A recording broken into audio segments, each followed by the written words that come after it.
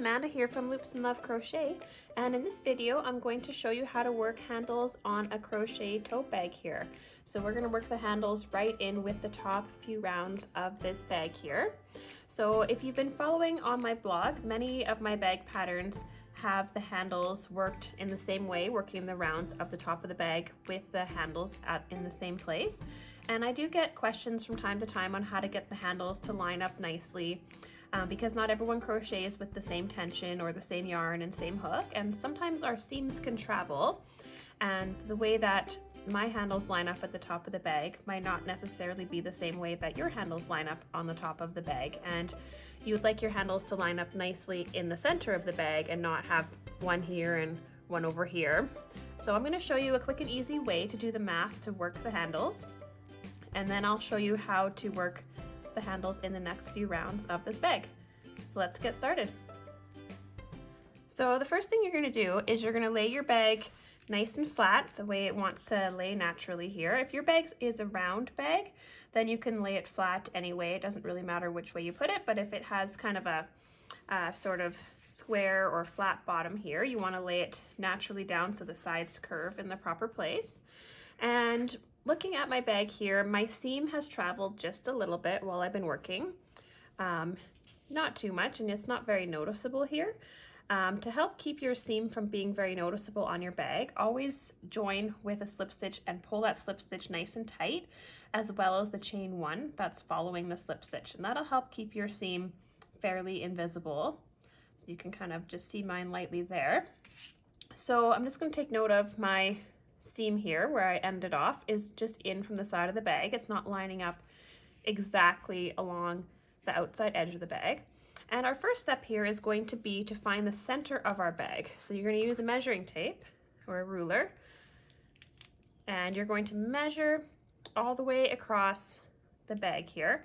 And mine is just about 15 inches there. So I'm going to cut that in half, and that's 7.5 inches right in the center. So I've marked with my stitch marker there. I've marked where 7.5 inches is, and I picked the stitch there right here. So that's my center of my bag, and I marked that with a locking stitch marker, and I marked it on the other side as well because we want the center to line up on both sides of the bag. And then you can always measure it out to make sure that you're happy with that. So it should be about 7.5 inches from the center to the outside on both sides here. So that works out there. And now we're going to use that center stitch marker here to figure out how to place our handles.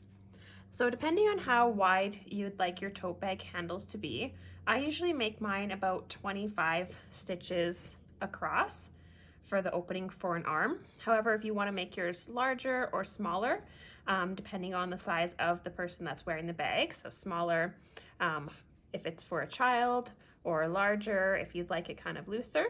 So you can kind of choose that based on your preferences, but I'm going to go with 25 stitches for this bag. And this one here should be the center. So I'm going to look here, here's my center stitch, and I'm going to count on either side of the center stitch. I'm going to count 12 stitches. So starting over 1, 2, 3, 4, 5, 6, 7, 8, 9, 10, 11, 12. And I'm just going to put a stitch marker in there just after the 12th stitch. So here's my 12 stitches plus the one that I've marked. And then I'm going to do the same thing on the other side here. So leaving that center one, 1, 2, 3, 4, 5, 6, 7, 8, 9, 10, 11, 12. And there we go, marking that one. And then that should work out to 25 stitches across the center. That's going to be the opening of the arm here. So 1, 2, 3, 4, 5, 6, 7, 8, 9, 10, 11, 12, 13, 14, 15, 16, 17, 18, 19, 20, 21, 22, 23, 24, 25. So the stitch marker is marking my last single crochet stitch that I'm going to do in the next round. And then I'll be leaving this section here open. And then we won't need this center stitch marker anymore as well.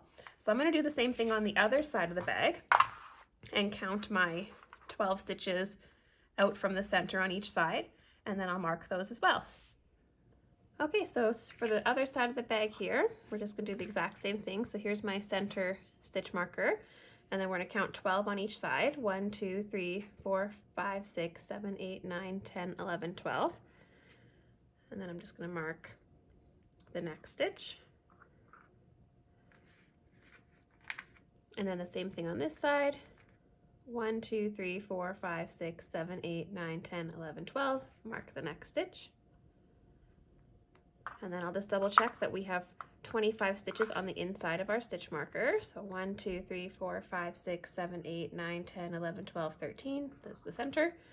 14, 15, 16, 17, 18, 19, 20, 21, 22, 23, 24, 25.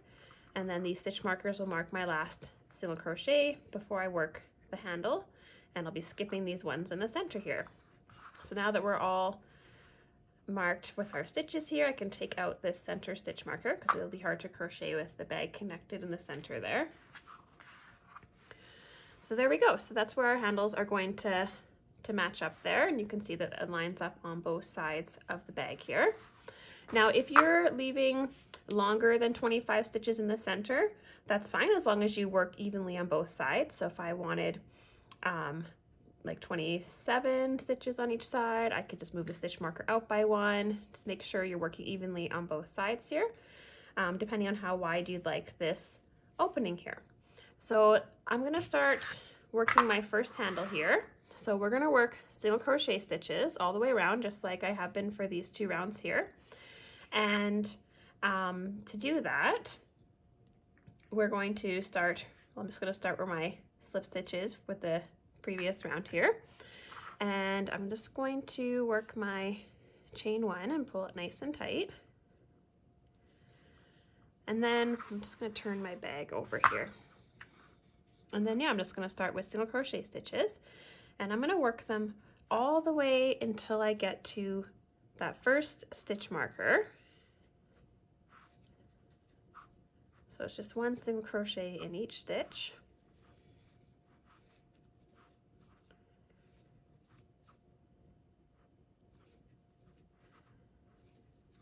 And just a few more stitches here.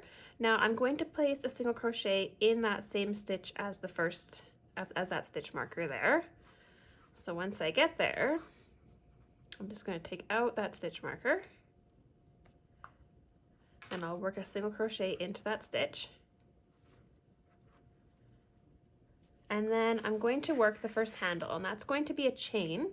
And usually for an adult tote bag, I like to chain like 70 chains or 75 chains. For a child, I might do around 50 chains, but it just depends on how long you'd like the strap to be. So you can chain as many as you'd like. So I'm going to work my chain of about 70 or 75. So it's just chaining just like this. And then once we're finished our chain, we're going to connect it over on the other side into the stitch that has the stitch marker here. So I'll work the rest of my chain off camera here, and then I'll show you how to connect it on the other side. Okay, so I have my chain here.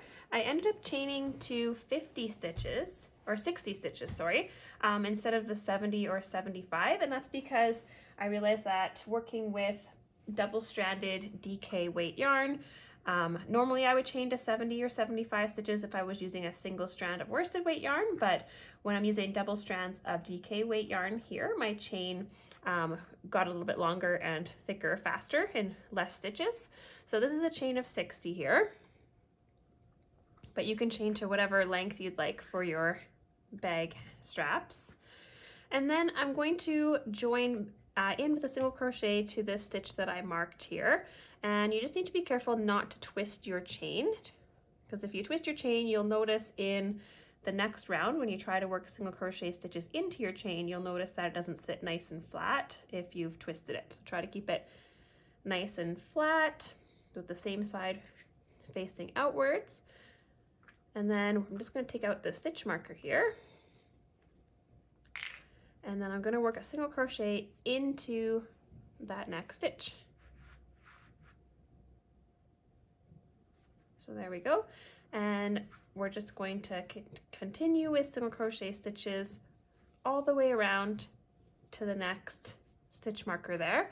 And you can see that our handle is starting to form here. and then we'll work some rounds of single crochet into that handle.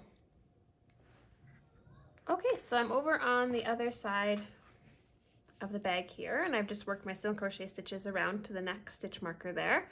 And I'm just going to take out that stitch marker because I'm going to work one last single crochet into that stitch there. There we are. And now I'm going to work my next chain of 60, the same length as whatever you worked for the other chain on the other side. And then we're going to do the exact same process where we join it across to the stitch on the other side here. Okay, so here's my next chain of 60, and just making sure that it's not twisted at all. We're going to work our next single crochet into the next stitch here. And that's the same stitch as this stitch marker, so I'm just going to pop that out.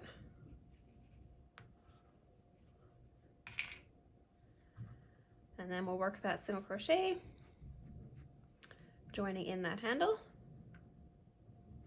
I'll just work a couple more single crochet stitches.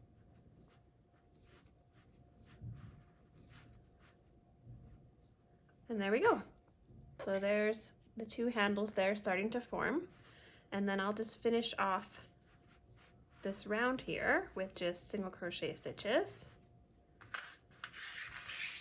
And then I'll join to the first stitch of the round with a slip stitch. And then chain one, making sure to pull that nice and tight again for the seam to be not as noticeable. And then we'll start working single crochet stitches all the way around to where our first handle starts, and then we're going to start working single crochet stitches into the handle.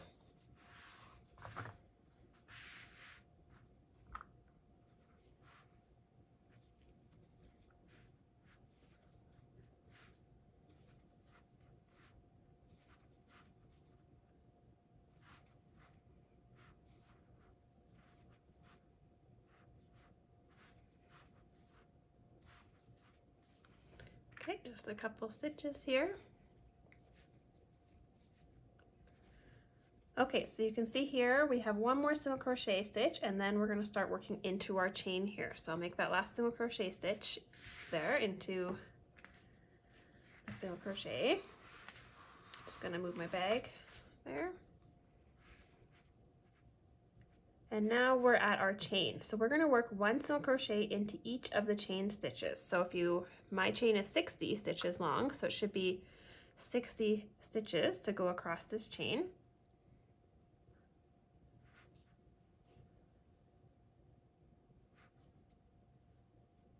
And you're just going to work one single crochet into each of the chain stitches.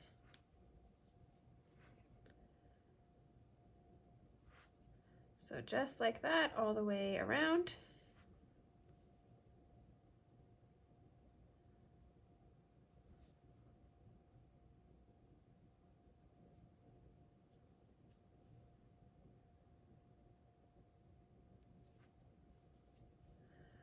So there we go. So I'll continue around like that.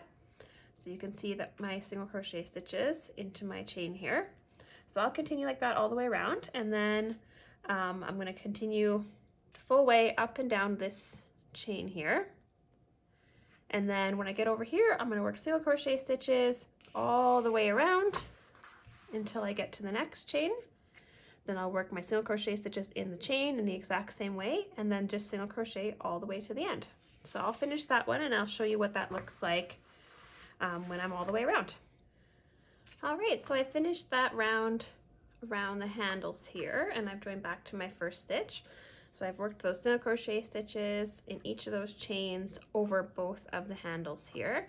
So you can see here the handle's still pretty thin. So what I normally do is I work another 1 or 2 rounds of single crochet stitches into the handles. So you just work your way all the way around the bag again, single crochet all the way up around the handle, around over the next handle, and back around again. And you could work 1 or 2 or 3, kind of however many rounds of single crochet into the handles as you'd like, until they feel nice and sturdy and secure to you. So thicker handles are a little bit more secure than the skinny handles. So I hope you found this video tutorial helpful for working tote bag handles onto crochet bags. If you're curious about this bag pattern here specifically, I'll link that one in the video comments, or in the video details, sorry. And you can check that out from there. It's a free crochet pattern on my blog, loopsandlovecrochet.com. And I'd love it if you subscribe to this YouTube channel for more crochet video tutorials that go along with many of the free crochet patterns you can find on my blog. And I'd love it if you followed Loops and Love Crochet on Facebook and on Instagram. Thanks for watching.